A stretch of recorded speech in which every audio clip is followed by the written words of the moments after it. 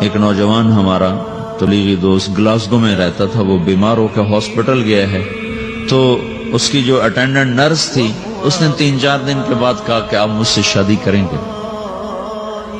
اس نے کہا میں مسلمان ہوں، تم کرسچن ہو؟ کہا میں مسلمان ہو جاؤں، اگر آپ شادی کرتے تو میں مسلمان ہوں۔ اس نے کہا تم کس وجہ سے مجھے یہ پیشکش کر دو؟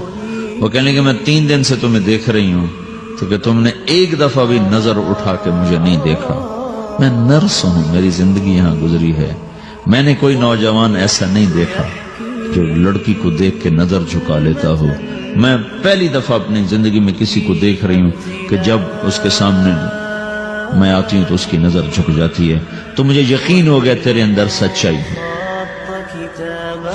وہ مسلمان ہو گئے، اس نے آگے کتنی بچیوں کو مسلمان کیا۔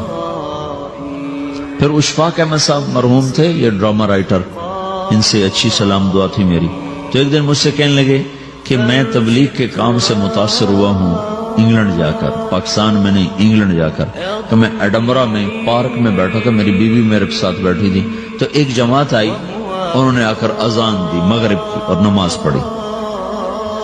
نماز کے بعد 13-14 لڑکیاں بھاگ کے آگے آئیں ان سے بات کرنے کے لیے، تو میں نے بیوی سے کہا آؤ سنو یہ کیا کہنے کہتے ہیں، تو کہا ہم دونوں بھی پہنچے، تو جس نے جماعت کرائی تھی اس کو ایک لڑکی آگے بڑھ کے کہتی آپ کو انگلش آتی؟ کہا جی آتی ہے۔ کہا آپ نے کیا کیا ہے؟ کہا جی ہم نے اپنی عبادت کی ہے۔ تو لڑکی کہنے لگی آج تو اتوار نہیں ہے، تو اس نوجوان نے کہا کہ جی ہم دن میں 5 دفعہ کرتے ہیں، صرف اتوار کو نہیں، روزانہ 5 دفعہ۔ وہ لڑکی کہنے لگی یہ تو بہت زیادہ ہے، آپ اس کو کیسے نبھاتے ہیں؟ تو اس نے اس کو جواب دیا، 2-3 سوال اس نے اور کیے، جواب دیا، تو کہنے لگی اچھا بہت مہربانی، اس نے سے ہاتھ بڑھایا آگے ملانے کے لیے تو وہ نوجوان کہنے لگا میں آپ سے معافی چاہتا ہوں، میں آپ کو ہاتھ نہیں ملا سکتا۔ تو اس لڑکی نے کہا کیوں؟ کہ یہ ہاتھ میری بیوی کی امانت ہے اور کسی کو نہیں لگ سکتا۔ تو لڑکی کھڑی تھی، وہ زمین پہ گر گئی، صرف اس بہت وہ زمین پہ گر گئی، کھڑے کھڑے وہ زمین پہ گر گئی، اور وہ بچوں کی طرح رونے لگی پھوٹ پھوٹ کے، اور کہنے لگی وہ لڑکی کتنی خوش قسمت ہے جس کے تم خامد، کاش یورپ کے مرد بھی ایسے ہی ہوتے۔ جس رب نے نفسیات بنائی ہے، وہ اگر کوئی عورت کپڑے اتار دے تو اس کی نفسیات بدل جائے گی، چاہے وہ مغرب میں پیدا ہو چاہے وہ مشرق میں پیدا ہو۔ عورت کی نفسیاتی حیا ہے اور وفا ہے، کسی وفادار کی تلاش ہے، تو وہ اس کو پتہ بھی نہیں ہے کہ مشرق کا حیا کیا ہے، لیکن وہ اس کو اللہ نے عورت بنایا ہے، اس کے اندر کی وہ نہیں مر سکتی چیز۔ کاش یورپ کے مرد بھی ایسے ہوتے۔ اور آنسو پوچھتی ہوئی وہاں سے اٹھ کے چل دی۔ تو اشفاق صاحب مرحوم کہنے لگے میں نے اپنی بیوی سے کہا بانو آج وہ تبلیغ ہوئی ہے کہ لاکھوں کتابیں بھی چھپ جاتی، وہ کام نہ ہوتا جو یہ نوجوان اپنے عمل سے کر لیا۔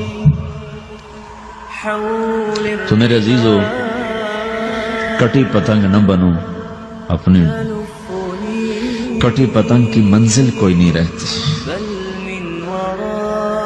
اللہ اس کے رسول کے ہاتھ میں اپنے ڈور دے کے چلو، اللہ اس کے رسول کی غلامی میں اپنے آپ کو چلاؤ تو اللہ تمہیں بھاگ لگائے، عزت بھی دے گا۔ اپنی منمانی میں کوئی راحت نہیں، اللہ کی قسم کوئی راحت نہیں۔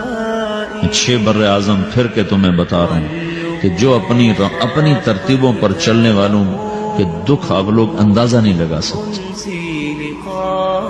چلنا ہے تو اللہ اس کے رسول کی زندگی کو اپنا کے چلو، اللہ تمہاری دنیا بھی سکھ والی بنائے گا، آخرت بھی سکھ چین والی بنائے گا۔ لیکن یہ سیکھنا پڑے گا، سیکھنا پڑے گا۔ تبلیغ اس کو سیکھنے کی محنت ہے اور اس کو آگے پہنچانے کی محنت ہے۔ تو یہ عمر ہے، اس وقت ساری دنیا اسلام کے لیے تیار ہے، چونکہ نظریاتی طور پر دنیا شکست کھا چکی، کسی کے پاس کچھ نہیں۔ تو ہمارے پاس ایک ایسا خوبصورت نظریہ ہے کہ جو ان کو بڑی تیزی سے اپنی طرف کھینچ سکتا ہے، اور اللہ کا احسان ہے کہ تیزی کے ساتھ نسلوں کا رخ اللہ کی طرف ہو رہا ہے۔